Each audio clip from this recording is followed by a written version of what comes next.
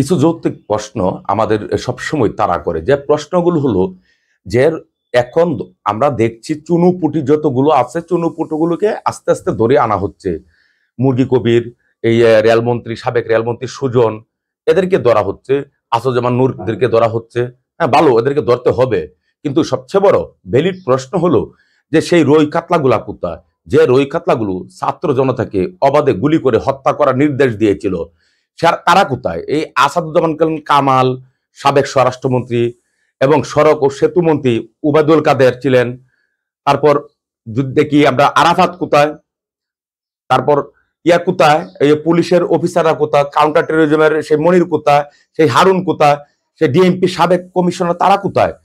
অন্যান্য অফিসার যারা হত্যাকাণ্ডের মধ্যে একবারে সরাসরি প্রত্যক্ষভাবে জড়িত, যাদের বিভিন্ন কর্মকাণ্ড বা বিভিন্ন এই বিষয়গুলো নিয়ে যেভাবে আলোচনা এসেছে এবং তারা যেভাবে একেবারে প্রত্যক্ষভাবে এই ছাত্র জনতাকে প্রতিরোধ করতে চেয়েছিল হত্যাকাণ্ডের মাধ্যমে এবং গণহত্যা করে, তাদেরকে কেন সামনে আনা হচ্ছে না? এই রই কাতলাগুলোকে সাইডে রেখে এই ছোট ছোট যারা আছে চুনুপুটি, এদেরকে গ্রেপ্তার করে কি এই নাগরিকদেরকে বা মানুষদেরকে কি সান্ত্বনা দেওয়া যাবে যে তাদেরকে পাওয়া যাচ্ছে না? যদি তাদেরকে পাওয়া না যায়, তাহলে তারা কোথায়? তারা তো বাংলাদেশে ছিলেন।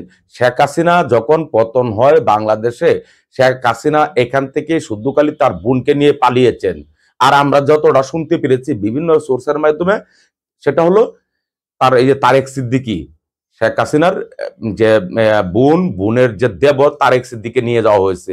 সালমান এফ রহমানকে তো নেওয়া হয়নি। তাহলে তারা কোথায়? তারা তো এখানে ছিল। তারা তো আমরা যতটা জানি বাংলাদেশে থাকার কথা, নাকি তারা পালিয়ে গেছেন? যদি পালিয়ে গিয়ে থাকেন, তাদেরকে কে সাহায্য করেছেন, কারা সাহায্য করেছেন? এটি বড় প্রশ্ন। প্রশ্নগুলো উঠতেই পারে, আর এই প্রশ্নগুলোর জবাব তো সরকার এবং প্রশাসনকে দিতেই হবে। এই জন্যই দিতে হবে, এরা প্রত্যক্ষভাবে, একেবারে প্রত্যক্ষভাবে নির্দেশদাতা। এরা প্রত্যক্ষভাবে খুনের সাথে জড়িত, হত্যাকাণ্ডের সাথে জড়িত, গণহত্যার সাথে জড়িত। এরা কোথায়? এরা কাদের আশ্রয়ে বা কার আশ্রয়ে বা কোন সংস্থার আশ্রয়ে তারা এখনো অধরা রয়ে গেছেন? এই আসাদুজ্জামান খান কামাল কে একজন পুলিশ অফিসার ভিডিও এনে দেখাইতে আমরা দেখিনি যে স্যার একটাকে গুলি করলে একটাই মরে আর বাকিগুলো দাঁড়ায় থাকে? আমরা দেখেছি তো। এখানে তো একজন সচিবও ছিলেন সম্ভবত সংশ্লিষ্ট মন্ত্রণালয়ে, তিনি কোথায়? তাই না? আরাফাত কি বলে নাই যে প্রতি সেকেন্ডে সেকেন্ডে গুলি করলেও এই সরকারের এত গুলি আছে যে 5 বছর লাগবে গুলি শেষ হইতে? এই গুলি তো জনগণের পয়সা কিনা ছিল। এই গুলি তো, অস্ত্র তো জনগণের টাকায় কিনা ছিল। এদের বেতন তো হতো জনগণের টাকা। এরা যে গাড়ি হাঁকাতো সেটা তো জনগণের টাকা। এটা তো ওদের বাপ দাদার টাকা দিয়ে তো আর করা হয় নাই। এরা কোথায়? এরা কেন এখনো অধরা রয়ে গেছেন? আমরা জানি না।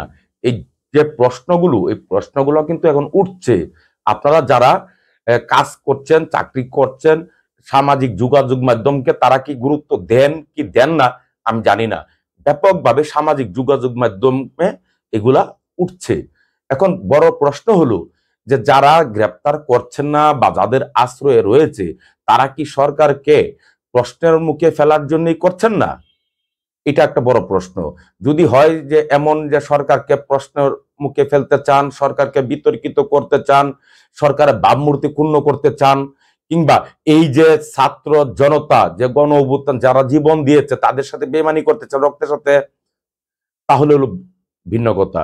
কিন্তু আপনারা গ্রেপ্তার না করে তাদেরকে, আপনারা গ্রেপ্তার না দেখিয়ে তাদেরকে, আপনারা কি নিজেরা প্রশ্নর বাইরে থাকতে পারবেন? এমনটা মনে করার সুযোগ আছে? এখানে প্রত্যক্ষভাবে নির্দেশদাতা, প্রত্যক্ষভাবে হত্যাকারী, তারা সবাই অধরা। তাদেরকে আনুন। সালমান এফ রহমানকে আমরা দেখেছি, সালমান এফ রহমানকে দেখেছি, আনিস হককে দেখেছি, এখন মুরগি কবিরকে দেখছি। আচ্ছা ভাই, একটা কথা, এই মুরগি কবির দিয়ে দরকার আছে, ঠিক আছে, কিন্তু এটা দিচ্ছেন কেন? দিয়েছেন আমাদেরকে মজা করার জন্য দিয়েছেন, নাকি এই মুরগিকে আমরা জবাই করে রোস্ট টোস্ট কিংবা অন্য কিছু করে খাবো এই জন্য দিয়েছেন নাকি? হ্যাঁ, দরকার ছিল, দরকার নাই তা না। এরা এরা প্রত্যক্ষভাবে এই বাংলাদেশে অস্থিতিশীল করার জন্য এই মুরগি কবিরা অনেক বড় দায়ী। তবে সেই পীযূষ কোথায়? যে আর এক পীযূষ এখানে রয়ের দালাল ছিল এবং একজন এক সময় ছিল নাট্য ব্যক্তিত্ব, পরে হয়ে গেলেন গণমাধ্যম ব্যক্তিত্ব, সেও তো জড়িত, আরো তো অনেকে জড়িত আছে। তাদেরকে তো আনতে হবে, আইনের মুখোমুখি তো করতে হবে, বিচারের মুখোমুখি তো করতে হবে। এইগুলোকে যদি বাইরে রাখেন, বাইরে রেখে আপনারা যদি চান যে আস্তে আস্তে মানুষ ভুলে যাবে, এটা ভুল।